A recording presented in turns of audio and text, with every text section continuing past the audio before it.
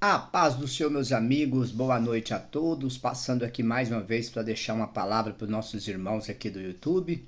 Quero pedir a você que curta, comenta, compartilhe. Se você gostar do nosso material, que você siga, que você nos ajuda, que você possa estar aí comentando, curtindo, compartilhando, divulgando aí os nossos vídeos para que a gente possa alcançar mais pessoas e levar uma palavra verdadeiramente abençoada por Deus. Quero agradecer a todos que até aqui estão nos seguindo, até aqui está curtindo, comentando, compartilhando. Meu muito obrigado, em nome do Senhor Jesus. Quero deixar uma palavra para os irmãos também. Se encontra aqui no livro de Marcos, Evangelho de Marcos, capítulo de número 1. Evangelho de Marcos, capítulo de número 1, versículo de número 15, que diz o texto assim: E dizendo, o tempo está cumprido, o reino de Deus está próximo. Arrependei-vos e credes no Evangelho. Esse texto é um texto bastante interessante porque nos chama a atenção para duas coisas muito importantes para nós que somos cristãos.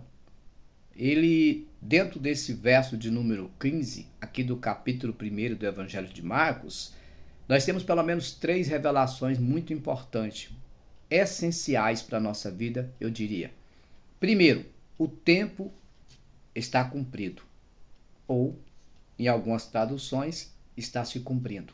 O tempo está cumprido. Quando ele fala que o tempo está cumprido, ele está dizendo para mim e para você que nós já estamos na hora extra. A Terra já entrou na hora extra. O que significa isso, pastor?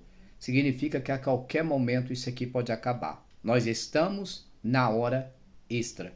Nós passamos o limite, já passamos o limite, o tempo está cumprido. A ordem dele aqui é muito clara, o tempo está cumprido. Então a primeira revelação que ele traz dentro desse verso é a revelação sobre o tempo, e o tempo já está cumprido. Porém, nós precisamos entender duas coisas. Essa expressão tempo aqui, ela traz 2 pontos de vista para nós.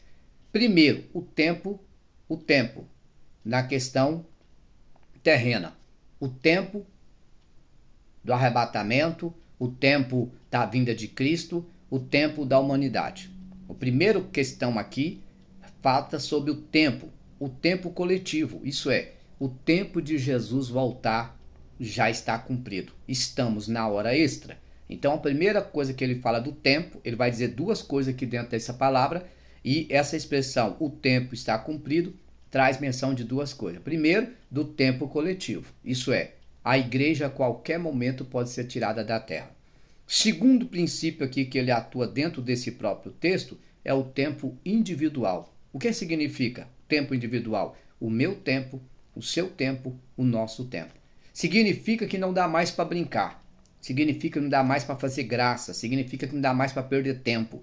Significa que não dá mais para ficar fazendo brincadeiras. Significa que não dá mais para ficar perdendo tempo com coisa que não tem benefício, que não tem resultado e que não vai trazer melhoria para a tua vida. Primeira questão aqui é o tempo coletivo e a segunda aqui é o tempo individual. Jesus não vai vir amanhã. Não vai. Eu não posso afirmar que Jesus vem amanhã, porque isso é antibíblico afirmar que Jesus está vindo, sendo que ele mesmo disse que nem ele sabe a não ser o Pai que está no céu. Ele deixou bem claro isso. Mas eu posso afirmar com certeza que alguém amanhã vai estar morto. Que alguém amanhã não vai estar respirando. Pode ser eu, pode ser você, pode ser qualquer um. Isso eu posso afirmar. Por quê? Porque todo dia morre gente e todo dia nasce gente. Então a primeira questão aqui é o tempo coletivo. E a segunda aqui é o tempo individual. Tanto o tempo coletivo como o tempo individual acabou. Não dá mais para você ficar dizendo, não, eu vou custear a vida, eu vou aproveitar, eu vou farriar, eu vou fazer isso, vou fazer aquilo. Depois, lá na frente, eu me converto. Talvez amanhã não tenha depois para você. Talvez depois para você não existe. Talvez amanhã para você não vai existir mais. Talvez semana que vem não vai estar aqui. Talvez daqui um mês você já não existe mais. Então não desperdice o seu tempo, porque o tempo acabou. E o salmista diz, ensina-me a contar os meus dias para alcançar um coração sábio. Segunda revelação que ele vai trazer aqui é, o reino de Deus está próximo. Da mesma maneira que ele diz que o reino de Deus está próximo, o reino do Satanás também está. Agora a pergunta é, quem você vai assumir como rei na sua vida? Aonde você quer passar sua eternidade? Você quer passar sua eternidade no reino dos céus ou no reino do inferno? Porque aqueles que não querem nada com Deus, só sobrou inferno para eles. Não tem outro local. Então qual que você quer? O reino de Deus está próximo, mas o do inferno também está. Porque aqueles que não estiver reinando com Cristo vão reinar com o diabo. Agora é uma escolha que nós temos que fazer. O reino de Deus está perto. Isso significa o quê? Significa que a promessa que Deus nos fez se aproxima. E aqueles que não tiver apto não vão entrar nela. Terceira revelação que ele dá aqui nessa palavra. Arrependei-vos e credes no evangelho. Que eu acho que é a mais delicada. Arrependei-vos. Nós estamos vivendo em meio a uma sociedade que não sabe o que é arrependimento. Nós estamos vivendo em meio a uma sociedade que brinca com a palavra arrependimento. Eles pedem perdão de manhã e pecam de tarde. Pede perdão de tarde e peca de manhã cedo. Nós estamos vivendo uma sociedade, no meio de uma sociedade que zomba da palavra perdão, que zomba da palavra pecado, que leva as coisas à brincadeira. Aqui está dizendo assim, arrependei-vos.